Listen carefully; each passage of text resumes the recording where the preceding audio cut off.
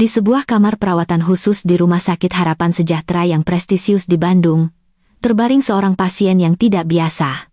Namanya Baskoro Widjojo, didiagnosis menderita penyakit langka yang mematikan, dan ia sedang bersiap untuk melewati perjalanan terakhir dalam hidupnya di sini. Siti Lestari adalah seorang perawat senior yang telah mengabdi selama 10 tahun di Rumah Sakit Harapan Sejahtera. Meskipun usianya sudah memasuki 60-an, tatapan matanya masih jernih, dan sepasang tangannya tetap stabil dan cekatan. Pengalaman puluhan tahun di bidang keperawatan telah mengendap dalam dirinya, membentuk aura profesionalisme yang tenang. Siti, yang semula bertanggung jawab atas bangsal umum, tiba-tiba menerima tugas baru setelah Bapak Baskoro dirawat. Ibu Siti, Direktur Rumah Sakit memanggilnya secara pribadi. Mulai hari ini, Bapak Baskoro Widjojo di ruang VIP kelas 1 di lantai 3 saya serahkan kepada Anda. Beliau adalah tamu VVIP dengan kepribadian yang cukup unik. Tolong rawat beliau dengan sepenuh hati.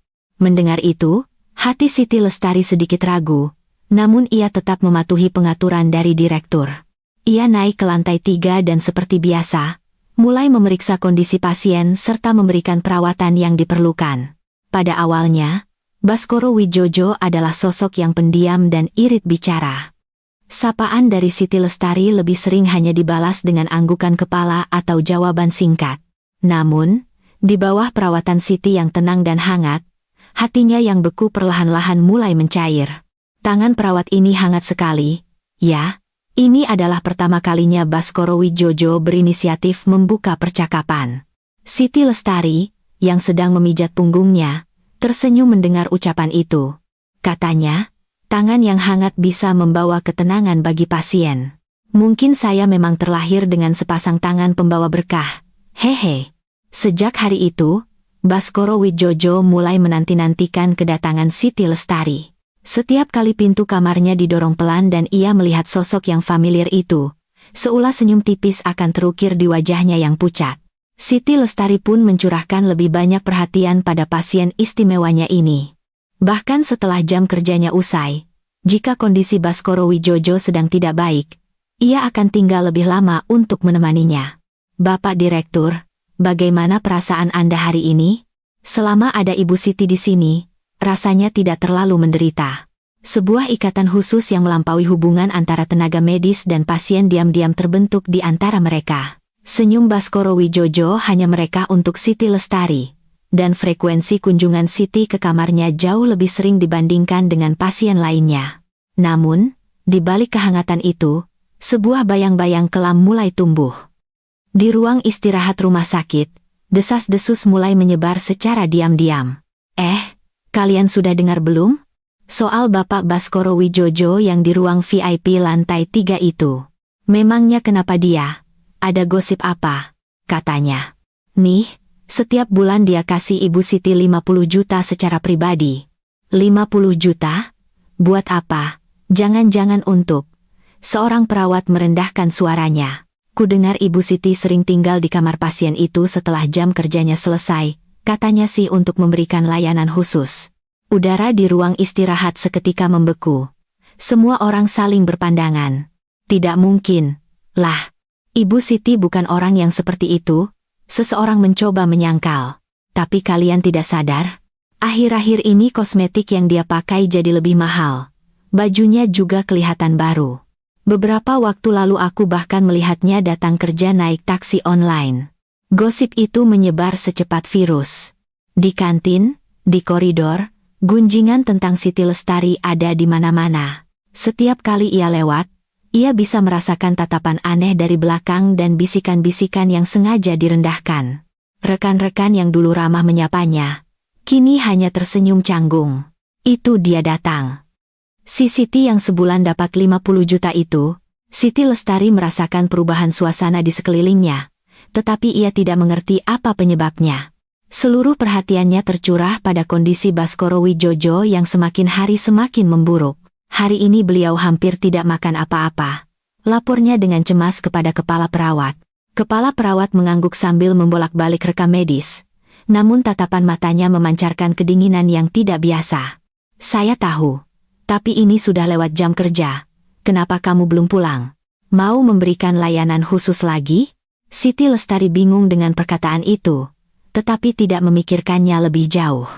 Ia berbalik dan berjalan kembali menuju kamar Baskoro Widjojo. Saat mendorong pintu, ia melihat Baskoro sedang menatap nanar pemandangan senja di luar jendela. "Bapak Direktur, saya Siti. Sudah waktunya minum obat." Pria tua itu perlahan menoleh. Meskipun matanya menunjukkan kelelahan yang mendalam, ia masih berkata, "Ibu Siti, terima kasih. Karena kehadiranmu, masa-masa sulit ini terasa jadi lebih mudah untuk ditanggung." Siti Lestari tersenyum lembut pada pria tua itu. Ia merasakan kedekatan yang aneh dengannya. Namun, ia tidak tahu bahwa gosip yang menargetkan dirinya di rumah sakit semakin menjadi-jadi setiap kali ia melangkahkan kaki ke dalam kamar ini. Rekan-rekannya bahkan mulai sengaja menghindarinya saat akan naik lift yang sama. Mbak Siti, seorang perawat junior yang akrab dengannya akhirnya memberanikan diri untuk bicara dengan ragu-ragu.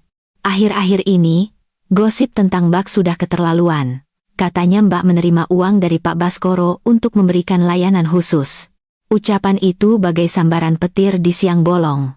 Wajah Siti Lestari seketika pucat pasi. Ia akhirnya mengerti segalanya, perubahan sikap rekan-rekannya, bisikan-bisikan itu, dan tatapan menghindar mereka.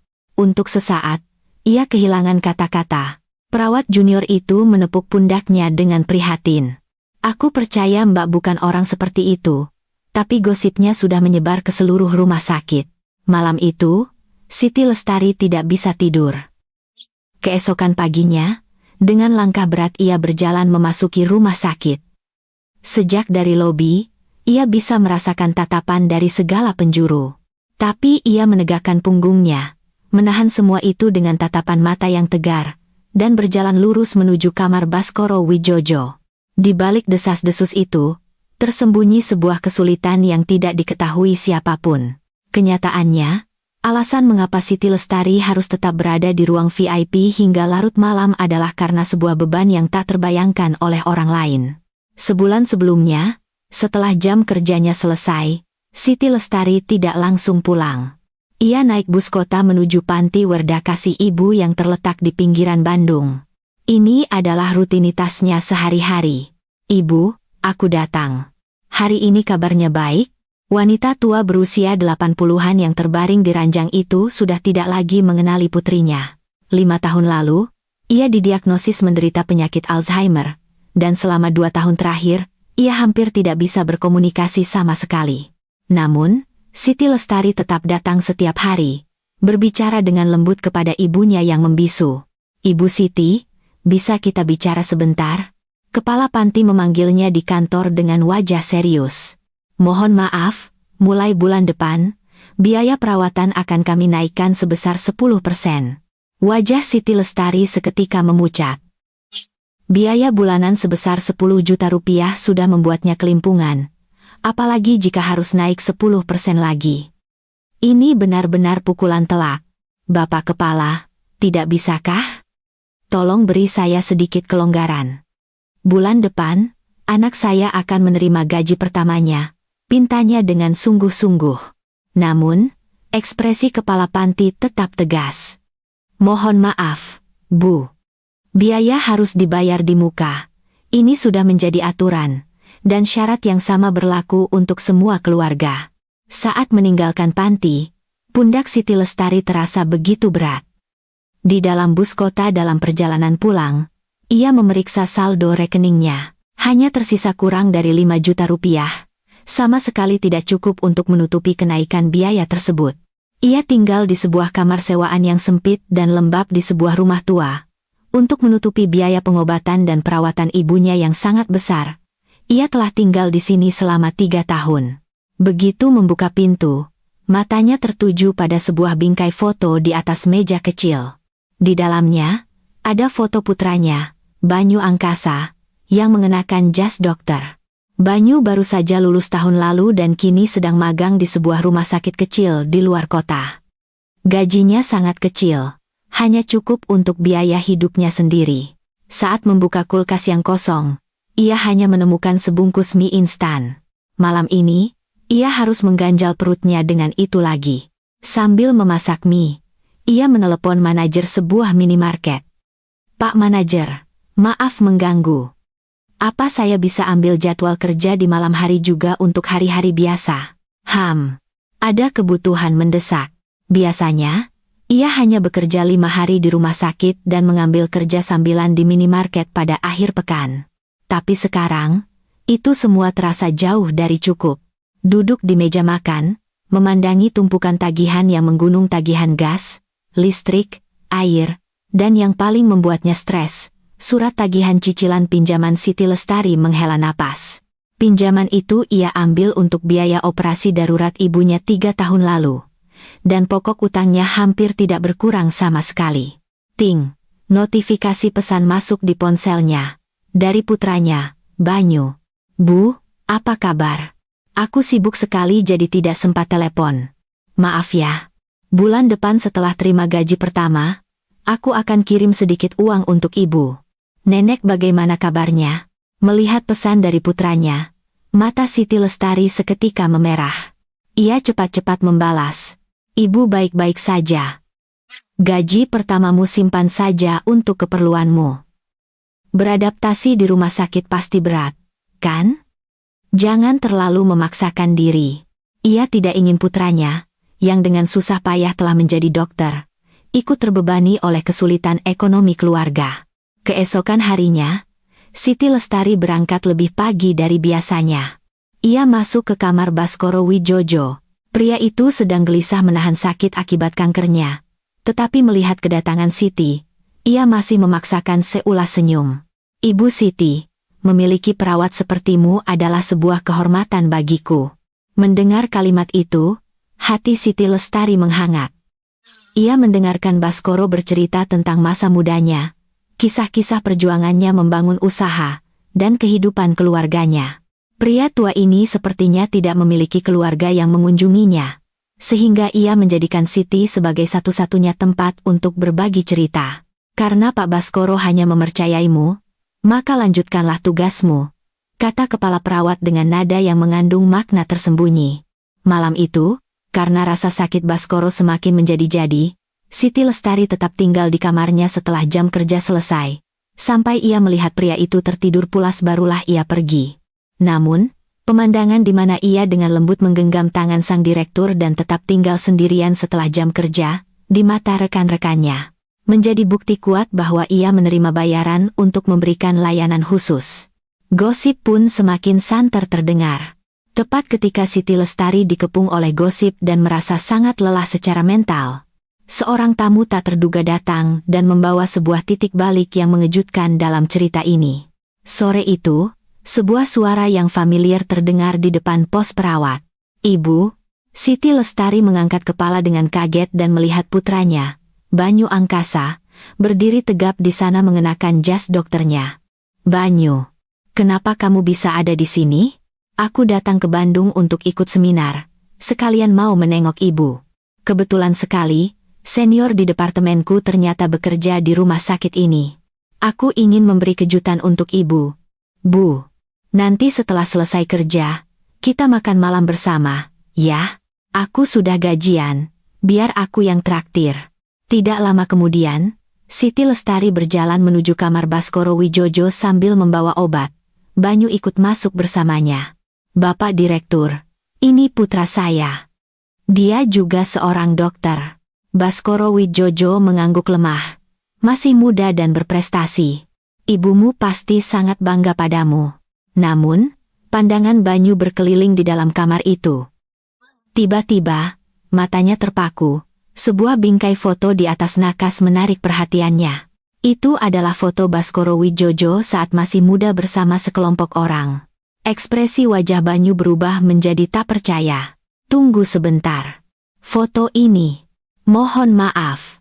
Apakah Bapak adalah Bapak Baskoro Widjojo?"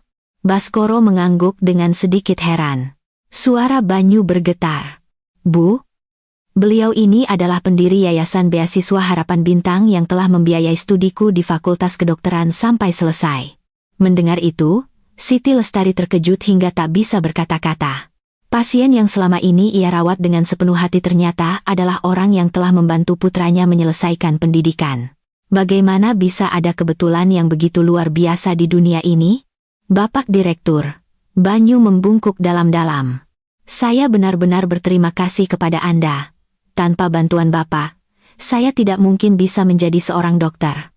Wajah pucat Baskoro Wijojo sejenak kembali bersinar. Ia tersenyum dan menggelengkan kepala. Itu sudah menjadi kewajiban saya. Mengetahui bahwa ibu dari salah satu penerima beasiswa saya adalah perawat yang begitu luar biasa. Justru saya yang merasa senang. Suara Siti Lestari ikut bergetar. Bapak Direktur, terima kasih. Terima kasih banyak. Baginya, merawat Baskoro Wijojo kini telah melampaui tugas semata. Itu telah berubah menjadi bentuk penghormatan dan balas budi tertinggi kepada seorang dermawan. Ia memutuskan untuk tidak lagi memedulikan gosip-gosip itu dan fokus untuk memberikan perawatan terbaik agar Baskoro Wijojo bisa melewati sisa hidupnya dengan nyaman. Namun, meskipun dirawat dengan sangat baik oleh Siti Lestari, kondisi Baskoro Wijojo terus memburuk. Sel-sel kankernya telah menyebar ke seluruh tubuh, dan dokter memprediksi sisa waktunya tidak lebih dari 3 bulan. Pada suatu malam yang diiringi hujan deras, suasana rumah sakit terasa sangat hening. Rasa sakit yang diderita Baskoro lebih parah dari biasanya. Siti Lestari, meskipun sudah jauh melewati jam kerjanya, tetap berada di sisinya. Ibu Siti, kata Baskoro Wijojo dengan suara lemah sambil menahan sakit yang luar biasa. Saya ingin melewati sisa waktu saya dalam keadaan sadar. Siti Lestari menggenggam tangannya yang dingin dan gemetar. Saya akan di sini menemani Bapak sampai Bapak tertidur. Malam semakin larut. Baskoro Wijojo akhirnya tertidur lelap di bawah pengaruh obat, tapi tidurnya tidak tenang. Dalam mimpinya, ia mulai mengigau, wajahnya penuh dengan ketakutan. Lari, cepat lari, mereka datang. Siti Lestari dengan lembut mengguncangnya. Bapak, Anda sedang bermimpi buruk. Baskoro membuka matanya, tatapannya penuh ketakutan, dan sejenak tidak mengenali Siti. Setelah sadar, ia menghela napas panjang dan menatap tetesan hujan yang mengetuk kaca jendela. Maafkan saya. Saya bermimpi tentang kenangan yang sudah sangat lama. Hari itu, hujannya juga sederas ini. Suaranya seolah datang dari ruang dan waktu yang jauh. Waktu itu tahun 1949. Saya baru berumur 5 tahun. Keluarga kami bersama tetangga sekampung melarikan diri dari desa untuk menyeberang ke tempat yang lebih aman. Di tengah perjalanan di jalan setapak pegunungan, kami tiba-tiba bertemu dengan patroli Belanda. Siti Lestari mendengarkan dalam diam, hatinya ikut terasa sesak. Semua orang panik dan berlarian mencari tempat untuk bersembunyi. Saat itulah, seorang paman dari tetangga kami maju. Ia membawa kami ke sebuah gua kecil yang tersembunyi, lalu berkata bahwa ia akan pergi untuk memancing perhatian patroli itu. Baskoro berhenti sejenak, menarik napas dalam-dalam, matanya mulai berkaca-kaca. Tidak lama kemudian, kami mendengar suara tembakan, 3 kali. Saya ingat betul. Ayah saya membekap mulut saya dengan erat, takut saya akan menangis dan bersuara. Begitulah, orang itu mengorbankan dirinya demi keluarga kami dan warga desa lainnya. Ia menyeka air matanya dan melanjutkan. Seumur hidup, keluarga kami tidak pernah melupakannya dan kami terus mencari keluarganya. Dia adalah pahlawan yang telah memberikan kami kehidupan kedua. Andai saja sebelum mati saya bisa mengucapkan terima kasih kepada keluarganya. Siti Lestari merasakan tangannya sendiri bergetar. Ia bertanya dengan hati-hati, mohon maaf, apakah Bapak masih ingat nama orang itu? Baskoro mengangguk dengan pasti. Tentu saja. Seumur hidup saya tidak pernah lupa. Namanya Suryo Pranoto. Pada saat itu, Siti Lestari merasa napasnya berhenti. Air mata mengalir deras dari matanya. Bapak Direktur. Suaranya bergetar hebat karena guncangan yang luar biasa.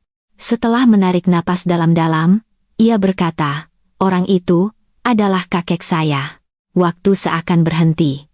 Di dalam kamar itu, hanya terdengar suara hujan dan napas tertahan dari keduanya. Sebuah kenangan yang terkubur selama 70 tahun, kini terhubung kembali di antara 2 generasi dengan cara yang paling tidak terduga. Ibu Siti, Anda adalah cucu dari Bapak Suryo Pranoto? Tanya Baskoro Wijojo dengan tak percaya. Benar, Pak. Ibu saya selalu menceritakan kisah kakek, jawab Siti Lestari dengan berlinang air mata. Baskoro Wijojo dengan gemetar menggenggam erat tangannya. Sudah bertahun-tahun keluarga kami mencari keluarganya untuk mengucapkan terima kasih. Tidak kusangka cucunya kini sedang merawat saya. Apakah ini kebetulan atau takdir? Kakek saya menyelamatkan keluarga Bapak, dan Bapak membantu putra saya menjadi dokter. Sekarang, giliran saya yang merawat Bapak, ucap Siti Lestari dengan sesenggukan. Ini pasti sudah suratan takdir. Keduanya terdiam sambil berpegangan tangan. Pada saat itu, mereka bukan lagi perawat dan pasien, melainkan dua keluarga yang terikat erat oleh pengorbanan dan rasa syukur. Keesokan harinya, dengan hati yang bergejolak, Siti Lestari bergegas menuju panti werda tempat ibunya dirawat. Ibu, aku datang. Ia duduk di depan kursi roda ibunya, menggenggam tangannya yang dingin. Bu, apa ibu masih ingat? Ibu selalu bercerita bahwa kakek gugur saat masa perang demi menyelamatkan warga desa. Hari ini, aku bertemu dengan keluarga yang diselamatkannya. Ia menceritakan dengan detail apa yang terjadi di rumah sakit, bagaimana Bapak Baskoro Wijojo seumur hidupnya merasa berterima kasih, dan bagaimana secara kebetulan ia membiayai pendidikan Banyu. Awalnya, tatapan mata ibunya tetap kosong, hanya menatap hampa keluar jendela, tapi Siti Lestari tidak menyerah. Ia menggenggam tangan ibunya lebih erat, dan pada saat itu, sebuah keajaiban terjadi. Jari-jari ibunya bergerak sedikit. Ia perlahan menoleh, dan tatapan matanya yang kosong secara ajaib kembali memancarkan sedikit kejernihan. Bapak, sebuah suara lirih namun jelas keluar dari mulut ibunya. Siti Lestari menahan napasnya. Bapakku, Ji, selalu menolong orang yang lemah. Dia orang baik. Mata ibunya, Cina Yeliu Chuleishui. Ibu ingat, kita sudah menemukan mereka, Bu. Sudah ketemu. Siti mengangguk penuh semangat. Tangan ibunya yang gemetar mengelus wajah putrinya. Air mata mengalir di pipinya. Bagus sekali. Bapak, dia pasti akan sangat senang. Siti Lestari tidak bisa lagi menahan emosinya. Ia memeluk ibunya dengan erat. Pengorbanan kakeknya, 70 tahun kemudian, mendapatkan jawaban dan penyelesaian yang begitu indah. Setelah bertemu dengan ibunya, Siti Lestari menceritakan perubahan ajaib itu kepada Baskoro Wijojo. Mendengarnya, Baskoro menangis terseduh-seduh. Saya mengerti sekarang, katanya sambil menarik napas dalam-dalam, menatap Siti Lestari dengan tatapan yang sangat hikmat. Keluarga pahlawan yang seumur hidup kami cari, akhirnya bertemu di sini. Ibu Siti, saya ingin menanggung seluruh biaya perawatan ibu Anda selama sisa hidupnya. Dan, saya ingin mendirikan sebuah yayasan atas nama kakek Anda, Yayasan Suryo Pranoto, agar semangatnya dapat terus hidup selamanya. Sejak hari itu, kondisi Baskoro Wijojo secara ajaib membaik. Ia memanggil pengacaranya, mengubah surat wasiatnya, dan menyelesaikan semua prosedur untuk mendirikan yayasan. Wajahnya yang sudah lama muram kini memancarkan kedamaian, seolah-olah ia telah menuntaskan harapan terbesarnya seumur hidup. Namun, ketenangan itu hanya bertahan selama seminggu. Api kehidupannya pada akhirnya padam dengan cepat. Di suatu malam yang diiringi gerimis, napas Baskoro Wijojo menjadi lemah, dan kesadarannya mulai memudar. Siti Lestari menggenggam tangannya, memanggil dengan lembut, Bapak Direktur, ini saya, Siti. Ia perlahan membuka matanya, sudut bibirnya sedikit terangkat. Ibu Siti, terima kasih. Akhirnya saya punya kesempatan untuk membayar utang budi di hati saya. Napasnya semakin melemah, namun matanya memancarkan ketenangan yang belum pernah ada sebelumnya. Pergilah dengan tenang, Pak, bisik Siti Lestari. Kakek pasti sudah menunggu Anda. Wajah Baskoro kembali tersenyum, lalu ia menutup matanya dengan damai, seolah-olah hanya memasuki sebuah mimpi yang indah. Di luar jendela, hujan entah kapan telah berhenti. Seberkas cahaya bulan menembus awan, menyinari kamar itu dengan lembut. Pemakaman Baskoro Wijojo berlangsung dengan hikmat. Setelah selesai, pengacaranya mengundang Siti Lestari dan Banyu ke kantornya. "Ibu Siti," kata sang pengacara, "Bapak Baskoro telah mendonasikan seluruh hartanya kepada Yayasan Peringatan Pengorbanan Suryo Pranoto dan menunjuk Ibu sebagai ketua yayasan." Pengacara itu juga menyerahkan sepucuk surat tulisan tangan dari Baskoro Wijojo. "Untuk Ibu Siti Lestari, bertemu dengan Anda adalah berkah terbesar dalam hidup saya.